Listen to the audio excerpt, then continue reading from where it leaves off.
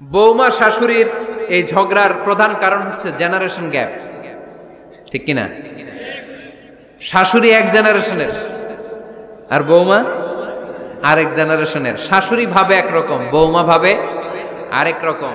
শাশুড়ি চায় বউর উপর খবরদারি করতে, বউ চায় শাশুড়ির উপর খবরদারি করতে। এই ডমিনেটিং এর কারণে কিলাকিলি আছে না নাই? আহা, এটা ঠিক না।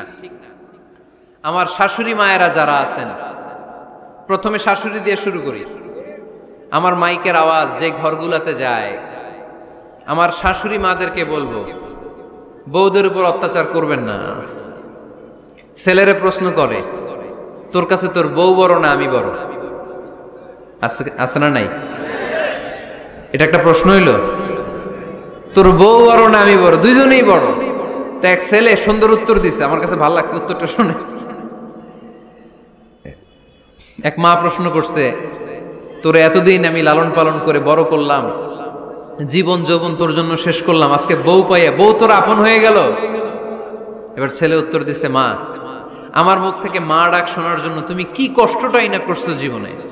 10 মাস আমারে পেটে ধারণ করলা, খাইতে পারো নাই, বমি করছো, খালি ওষুধ খাইছো, তোমার পেট কেটে আমারে বের করা হয়েছে, 2 বছর আমারে দুধ খাওয়াইছো, পেশাব পায়খানা পরিষ্কার করেছো, বয়স যখন 3-4 তখন তোমার আমি মা ডাকছি। এই মা ডাকটা শোনার জন্য তুমি এত কষ্ট করছো, আর আরেকবারের মাইয়া এই ঘরে আইসাই তোমার মা ডাকা শুরু করছে। যেই মেয়েটা তোমারে মা ডাকে সে আমার আপন হবে না কেন মা?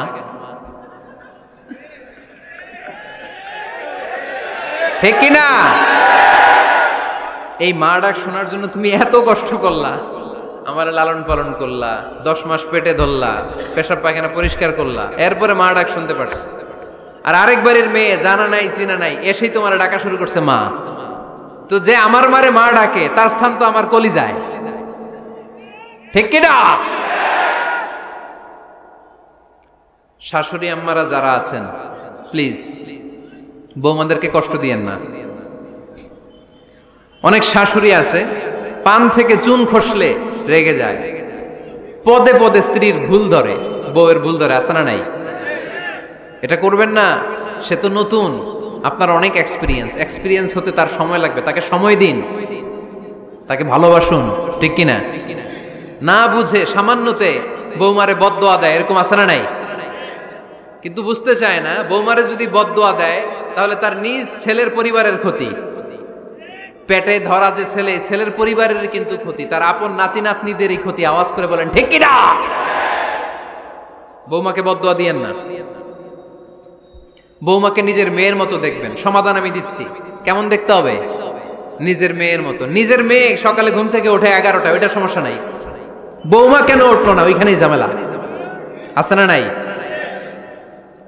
মেহেরবানি করে আপনার বৌমাকে আপনার নিজের মেয়ের মতো দেখেন। নিজের মেয়েরে যেমনি আদর করেন তাকেও অমনি আদর করেন। আপনার বৌমারে যদি আপনি কষ্ট দেন, মনে রাখবেন আপনার নিজের মেয়েটাও আরেকবারের বউ হয়ে কয়েকদিন পরে যাবে। আপনি যা যা করবেন আপনার মেয়েকেও তারা ওই রকম কষ্ট দিয়ে বাড়িতে ফিরিয়ে দিবে। চিল্লায় বলেন ঠিক কিনা?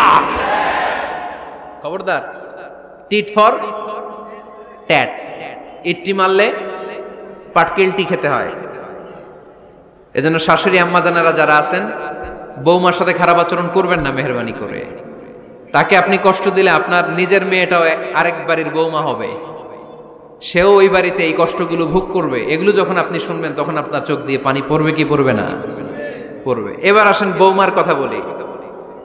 বৌমা যারা আছেন মেহেরবানি করে, বৌমা যারা আছেন মেহেরবানি করে আপনার শাশুড়ি আম্মাকে নিজের মায়ের জায়গায় রাখবেন।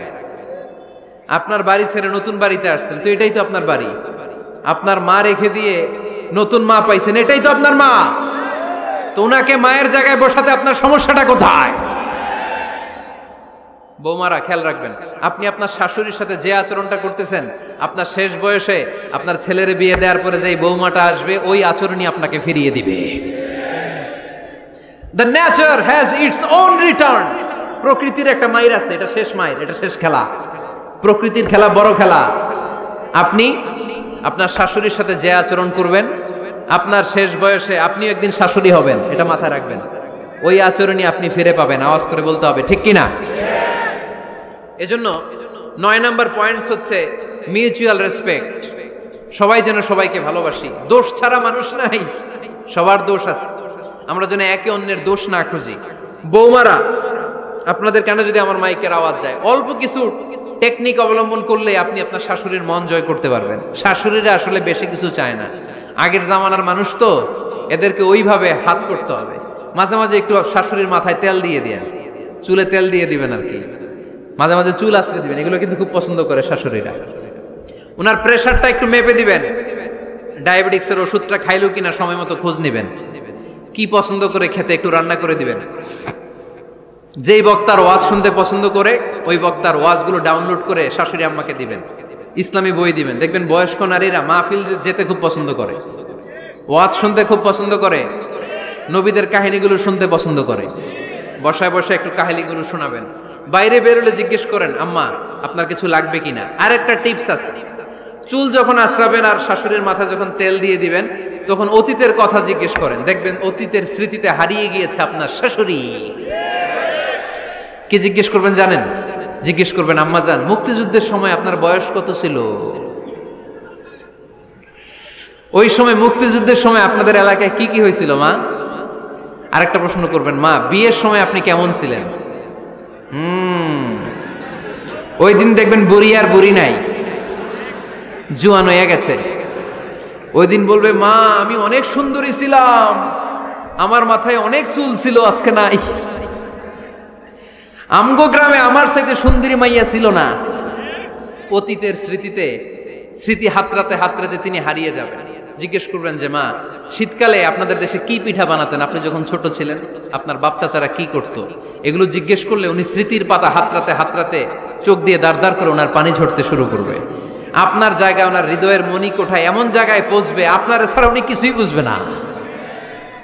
বৌমারা, এই অল্প কিছু টিপস অবলম্বন করে আপনারা আপনাদের শাশুড়ির মনকে জয় করতে পারেন। শাশুড়ি বৌমার দ্বন্দ্ব আমরা চাই না, আমরা চাই শাশুড়ি বৌমাকে নিজের মেয়ের মতো জানুক, আর বৌমা শাশুড়িকে আপন মায়ের মতো ভালোবাসুক, ঠিক কিনা? এই মিউচুয়াল রেসপেক্টই পারে শাশুড়ি বৌমার দ্বন্দ্বকে দূর করতে আর ঘরটারে শান্তি টুকরা বানাতে। আওয়াজ করে বলেন ঠিক কিনা?